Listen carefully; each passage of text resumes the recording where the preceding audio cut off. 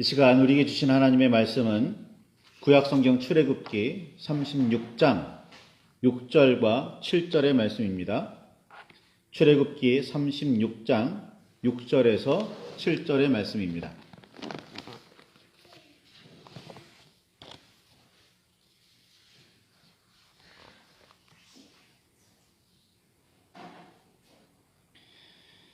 찾으셨으면 우리 함께 말씀을 봉독하시겠습니다. 모세가 명령을 내리매 그들이 진중에 공포하여 이르되 남녀를 막론하고 성소에 드릴 예물을 다시 만들지 말라 하매 백성이 가져오기를 그치니 있는 재료가 모든 일을 하기에 넉넉하여 남음이 있었더라. 아멘. 주님 우리의 마음을 여시어 말씀을 깨닫게 하옵소서. 아멘. 주님의 사랑과 그 크신 은혜가 저 여러분 안에 가득하기를 소망합니다. 이스라엘 백성은 이집트를 탈출한 지 3개월 만에 시내 광야에 이릅니다. 시내 광야의 한 산에서 하나님께서는 10가지의 계명을 비롯해서 백성이 따라야 할 율법을 선포하십니다. 예수님께서도 강조하시며 정리하신 대로 그 핵심은 하나님 사랑과 이웃 사랑입니다. 예수님의 강조는 새로운 해석이 전혀 아닙니다. 계명과 율법이 선포되던 처음부터 하나님께서 강조하신 말씀이었습니다. 레위기 19장 18절과 신명기 6장 5절을 보면 처음부터 선포된 말씀이 하나님 사랑과 이웃 사랑이라는 사실을 분명하게 알 수가 있습니다. 하나님을 사랑하며 나아가는 방법이 성막을 만들고 제사하는 형식으로 구체화됩니다. 하나님께 영광을 돌리는 방법은 여러 가지 형태로 구체화되었지만 하나님께서 이스라엘 백성에게 알려주신 최소한의 방식이 성막과 제사였습니다. 시간이 흐르고 문화가 달라지면서 하나님께 영광을 돌리는 옛 방식은 사라졌지만 오늘날 우리는 그 핵심, 하나님을 사랑하고 이웃을 사랑하는 핵심이 뜻하고 있는 그 정신은 분명하게 살려야 합니다. 성막을 만들고 절기에 따라 여러 가지 제물로 제사하는 일은 하나님을 사랑하며 영광을 돌리고 감사를 표현하는 최소한의 방식이었습니다. 상대방을 사랑하고 기쁘게 하기 위해서는 내가 기뻐하는 방식이 아니라 상대가 기뻐하는 방식으로 접근해야 합니다. 나는 좋아하는 일이지만 상대는 아닐 수도 있기 때문입니다. 이웃을 자신처럼 사랑하는 말씀을 잘 이해해야 합니다. 어떤 사람은 이 말씀이 매우 이기적이라고 해석하기도 합니다. 나처럼 사랑해라 이라는 말을 내가 기뻐하듯이 내가 기뻐하는 방법으로 남을 기뻐하게 해라 이런 식으로 받아들이기 때문입니다. 남이 어떻게 받아들이든 내가 좋아하는 방식으로 대하라는 해석은 매우 1차원적이면서 어리석은 해석입니다.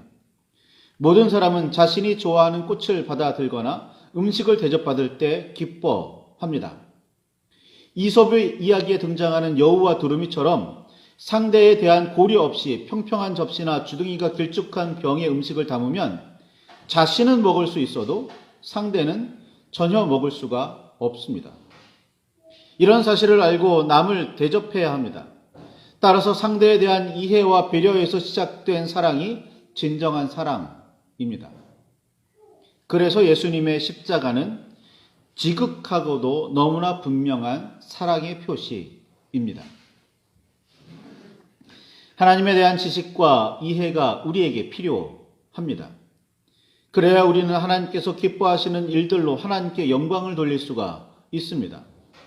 시내 산에서는 성막을 세우고 그 안에서 제사하는 방식으로 하나님을 기쁘게 하라고 말씀하셨습니다.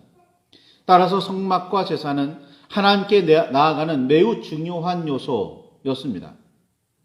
이후에 성막과 제사가 형식만 남고 정신은 잃어버렸기에 하나님께서는 예레미야 같은 선지자를 통해서 시바에서 위향과 먼 곳에서 향품을 내게로 가져오면 어찌함이냐. 나는 그들의 번제를 받지 아니하며 그들의 희생제물을 달게 여기지 않노라 라고 말씀하십니다. 아무리 귀하고 값진 예물을 바치더라도 소용이 없으리라는 말씀입니다. 나아가 하나님께서는 내가 너희를 기름진 땅에 인도하여 그것의 열매와 그것의 아름다운 것을 먹게 하였거늘 너희가 이리로 들어와서는 내 땅을 더럽히고 내 기업을 역겨운 것으로 만들었으며 제사장들은 여호와께서 어디 계시냐 말하지 아니하였으며 율법을 다루는 자들은 나를 알지 못하며 관리들도 나에게 반역하며 선지자들은 바알의 이름으로 예언하고 무익한 것들을 따랐느니라 라고도 말씀하십니다. 제사만 그럴듯하게 드린다고 하나님께 영광이 되지 않습니다. 이런 형식적인 제사가 이루어지는 성전에 대해서는 예수님께서는 너희가 이 성전을 헐라 내가 사흘 동안에 일으키리라 라고 말씀하셨습니다. 성전은 비싸고 튼튼한 돌을 비롯한 온갖 고급 재료를 가지고 많은 시간과 정성을 들여 지어진 건물이 아니라 예수님의 몸이 바로 성전이고 하나님의 말씀이 곧 성전입니다. 사도 바울은 너희는 너희가 하나님의 성전인 것과 하나님의 성령이 너희 안에 계시는 것을 알지 못하느냐라고 외쳤습니다. 우리의 몸과 영이 나아가 삶이 하나님의 뜻이 이루어지는 현장으로서의 성전이 되어야 합니다. 그래야 우리는 성령이 거하시는 성전일 수 있습니다. 하나님의 말씀이 사라지고 그 정신을 잃은 성전과 제사는 아무런 의미가 없습니다. 오늘날 우리가 행하고 있는 예배와 교육, 사귐과 나눔 모두에 해당합니다. 이제 막 이집트를 떠나 하나님의 인도하심에 따라 광야를 다니는 이스라엘 백성에게 하나님께서는 성막과 제사에 관해 말씀하십니다. 이에 앞서 10가지의 계명과 백성이 삶에서 이루어져야 할 여러 가지 율법도 선포하셨습니다. 이런 방법으로 하나님을 사랑하고 뜻을 받들어 하나님을 기쁘게 하라는 말씀이었습니다. 그러니 성막을 만드는 과정이나 들어가는 재료 하나하나에 중요하지 않은 부분은 아무것도 없었습니다. 더구나 시내산에 도착하기까지 하나님께서는 기이하고도 놀라운 방법으로 이스라엘을 이끌고 계셨고 시내산 아래에서도 하나님의 놀라운 위엄을 여러 차례 백성들은 경험했습니다. 그러니 성막을 만들고 제사장을 세워 하나님께서 기뻐하실 제사 드리는 일이라면 이에 필요한 무엇 하나 소홀히 여길 수가 없었습니다. 모세는 백성에게 이렇게 이야기합니다. 출애굽기 35장 5절에 너희의 소유 중에서 너희는 여호와께 드릴 것을 택하되 마음에 원하는 자는 누구든지 그것을 여호와께 가져다 드릴지니 라고 말합니다. 성막을 짓는 데 필요한 물품들 목록을 하나하나 일러줍니다. 흔한 재료도 있었지만 매우 귀한 재료들과 보석들을 언급하면서 모세는 무엇보다 중요한 점이 있다라고 말합니다. 출애굽기 35장 21절에 마음이 원하는 자는 누구든지 라고 강조하지요. 특별히 이스라엘 백성이 모세 앞에 그 하나하나 재료들을 가지고 오는데 그때마다 성경은 이렇게 알려줍니다. 마음에 감동된 모든 자와 자원하는 모든 자. 출애굽기 35장 22절에는 곧 마음에 원하는 남녀가 29절에는 마음의 감동을 받아 29절에는 여호와께서 모세의 손을 빌어 명령하신 모든 것을 만들어 드렸으니 이것이 이스라엘 자손이 여호와께 자원하여 드린 예물이라고 분명히 기록하고 있습니다. 하나님께서는 마음에 원하는 자들이 가져오라고 명령하셨고 마음에 감동받은 모든 사람이 스스로 기쁜 마음으로 들고 나왔습니다. 이 모든 것들이 하나님께 드린 예물이라고 성경은 분명하게 말합니다. 하지 않을 수 없어서 혹은 벌 받을까 봐 억지로 드리는 예물은 참된 예물이 아닙니다. 형식적인, 나아가 가식적인 뇌물일 뿐입니다. 사람도 비뚤어지지 않았다면 그런 뇌물을 멀리 하는데 하나님께서 그런 뇌물을 받으실 리가 없습니다.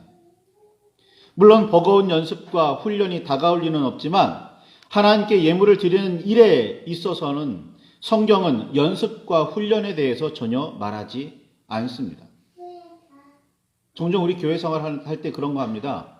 억지로라도 드리라고. 그게 훈련이고 그게 연습이라고. 그런데 성경은 참 재밌게도 훈련과 예물 드리는 일에 있어서 훈련과 연습을 언급한 적이 단 한 번도 없습니다. 기쁨으로, 감사로, 자원해서 드리라고 전할 뿐입니다. 참 흥미롭죠? 백성은 그렇게 기쁨과 감사로 자원해서 하나님께 예물을 가져옵니다. 성막을 지을 재료들과 제사장에게 입힐 옷인 에봇에 쓰일 온갖 실들을, 온갖 보석들, 재료들을 모두 가져옵니다. 그 모든 일을 위해 하나님께서는 부살렐과 오홀리압을 지명하여 부르셨고 하나님의 영이 그들에게 충만해져서 지혜와 총명과 지식이 더해집니다. 그리고도 마음에 지혜로운 사람들 모두가 나서서 여호와께서 명령하신 대로 성소를 이루어가고 있었습니다. 그런데 무슨 일이 생깁니다. 성소의 모든 일을 맡아 하던 자들이, 지혜로운 자들이 각기 하던 모든 일을 중지하고 모세를 찾아옵니다. 왜일까요? 그들은 모세에게 이렇게 말합니다. 출애굽기 36장 5절에 백성이 너무 많이 가져오므로 여호와께서 명령하신 일에 쓰기에 남음이 있나이다 라고 말합니다. 적게 가져와서 재료들이 모자란다는 문제가 아니라 너무 많이 가져와서 문제였습니다. 하나님께서는 성소를 지을 양식을 세세하면서도 분명하게 모세에게 보이셨고 그대로 지으라고 수차례 말씀하셨습니다. 따라서 재료가 남는다고 해서 성소를 더 화려하게 꾸밀 이유가 없었습니다. 보통 우리는 성전을 건축하는 과정에서 부족하다고 말하며 때로는 설계를 바꾸어서라도 더 크고 화려하게 꾸미려는 욕심을 부리곤 합니다. 욕심이 있으니 늘 모자랄 수밖에 없습니다. 야고보서 1장 15절에 욕심이 잉태한 즉 죄를 낳고 죄가 장성한 즉 사망을 낳느니라 라는 이 야고보의 가르침은 예나 지금이나 변함이 없는 진리입니다.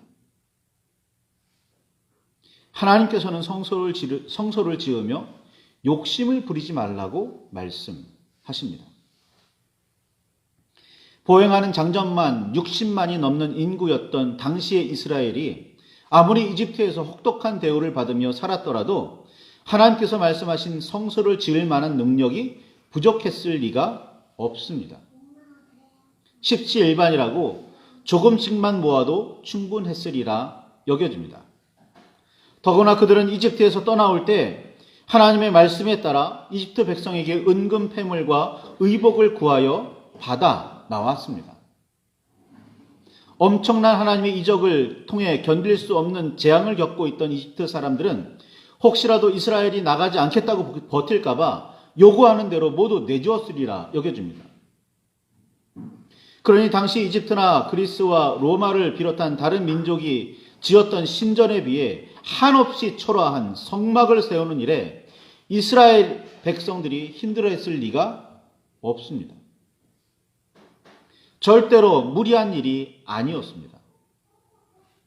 이집트를 도망치듯 쫓겨나온 이스라엘이었지만 그들에게는 충분한 능력이 있었고 하나님께서 보여주신 성소의 양식도 그리 대단치는 않았습니다. 그러니 내가 내게 보이는 대로 장막을 짓고 기구들도 그 모양을 따라 지을지니라 라는 하나님의 말씀은 할 수 있다고 하여 더하지 말라는 뜻으로 들립니다. 사실 성막을 어떻게 짓느냐보다 더 중요한 일은 하나님의 말씀인 계명과 율법을 선포하신 대로 지키는 데 있습니다. 하나님께서 아브라함에게 100세에 어렵게 얻은 엄청나게 귀하게 여기는 아들 이삭을 제물로 바치라고 하신 이유는 아브라함이 하나님의 말씀을 따르는지 시험하시려는 의도였습니다. 써서 마실 수 없었던 마라의 샘물을 달게 하시면서도 하나님께서는 법도와 율례로 백성을 시험하셨습니다. 하늘에서 양식을 비같이 내리시면서도 하나님께서는 만나를 거두고 관리하는 방법을 알려주시며 하나님의 말씀대로 따르는지를 시험하셨습니다. 성막을 얼마나 화려하게 만들고 얼마나 거창하게 제사하는지에 대해서 하나님께서는 처음부터 관심이 없으셨습니다. 하나님의 말씀대로 따르고 있는지가 핵심이었습니다. 지금도 마찬가지입니다. 기뻐하고 감사하면서 하나님의 뜻을 따르고 있는지가 중요합니다. 힘이 있다고 생각하는 누군가의 강요에 못 이겨 어쩔 수 없어서이거나 벌 받을까 두려워서 억지로 하는 일이 아니라 자원해서 행하고 있는지 이것이 중요합니다. 이스라엘 백성은 자원했고 기뻐하며 감사하는 마음으로 드렸습니다. 이것이 하나님의 뜻이었고 그대로 이스라엘은 성소를 짓는 데 필요한 모든 물품들을 가져왔습니다. 그것들을 하나님께서는 예물로 받으셨습니다. 이 사실이 무엇보다 중요합니다. 성소를 짓는 일은 그렇지 않아도 그리 무리가 되지 않았습니다. 그리고 백성은 스스로 원해서 기쁨과 감사로 제물을 드렸습니다. 그 결과 백성이 가져온 재료로 하나님의 영의 감동에 따라 성소를 짓던 사람들이 모세를 찾아와서 백성이 너무 많이 가져온다고 이미 넘친다고 보고하기에 이릅니다. 이 보고를 들은 모세는 앞으로 쓸모가 있을지 모르니 가져오는 대로 받아들어거나 혹시 더 필요할지 모르니 보관해 두라거나 성소를 더 아름답게 꾸며야 하니 계속 받으라고 말하지 않습니다. 모세는 즉시 백성에게 이렇게 말합니다. 출애굽기 36장 6절에 있는 것처럼 성소에 드릴 예물을 다시 만들지 말라라고 말합니다. 이것이 하나님의 말씀대로 이루는 방법입니다. 더도 말고 덜도 말고 하나님께서 말씀하신 대로 이루어져야 합니다. 이스라엘이 성소와 제단을 함부로 사용했기에 하나님의 뜻에 따라 성소와 제물은 사라졌습니다. 시대가 흐르고 생각이 자람에 따라 지금은 그때의 말씀대로 행하지 않는 부분도 많습니다. 그러나 하나님께서 처음부터 의도하셨고 예수님께서도 다시 확인하시며 강조하셨던 그 본질적인 하나님의 뜻 뭐죠? 하나님을 사랑해라, 이웃을 사랑해라. 이 두 가지 뜻은 반드시 살려야 합니다. 개인적인 생각으로 성소를 짓는 일이 이스라엘 백성에게 조금은 무리가 되었더라도 기쁨과 감사로 자원해서 했다면 전혀 힘들지 않았으리라 여겨집니다. 아니, 힘들게 느끼지를 않았겠죠. 사랑하는 사람을 위해 물과 불의 위험을 무릅쓰는 사람을 우리는 주변에서 어렵지 않게 만날 수 있습니다. 그들에게 일어난 놀라운 일들을 우리는 심심치 않게 보거나 들을 수도 있습니다. 혹시 그런 기사 보셨나요? 위험에 빠진, 차에 칠 뻔한 위험에 빠진 자기 자식을 위해서 그 앞에 몸을 내던지는 부모. 어떤 어머니가 그 앞에 서가지고 차를 막고 들어 올렸다는 기사들도 우리는 가끔이지만 보게 됩니다. 놀라운 일이죠. 사랑하는 사람을 위해서 그렇게도 한다는 겁니다. 그런데 하나님 위해서 못할까요? 기쁨과 감사로? 무리가 되었더라도 할 수 있었을 겁니다. 아니, 무리라고 느끼지 않았을 겁니다. 왜? 기뻐하며 감사했을 테니까요. 그러니 더구나 하나님을 섬기는 일에 우리가 얼마나 기쁨과 감사와 자원하는 마음으로 나아가고 있는지 더없이 중요합니다. 예배 시간 맞추는 거 어렵습니까? 사랑하는 사람, 설레는 사람 만나러 가는데 기뻐 뛰어나가지 않을까요? 억지로 어쩔 수 없이 하니까 시간 맞추기가 부담스럽지 않은 건가요?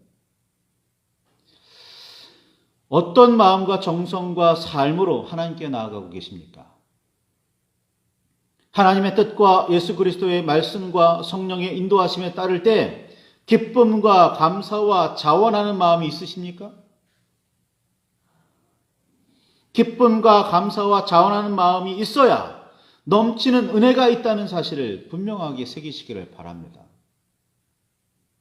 기쁨과 감사와 자원하는 마음이 있을 때 부담스러운 일이 되지 않을 수 있습니다. 하나님께서는 그렇게 부담스러운 일을 시키시지도 않으시지만 혹시 부담스럽더라도 부담으로 여기지 않게 된다는 겁니다. 이게 참 중요합니다.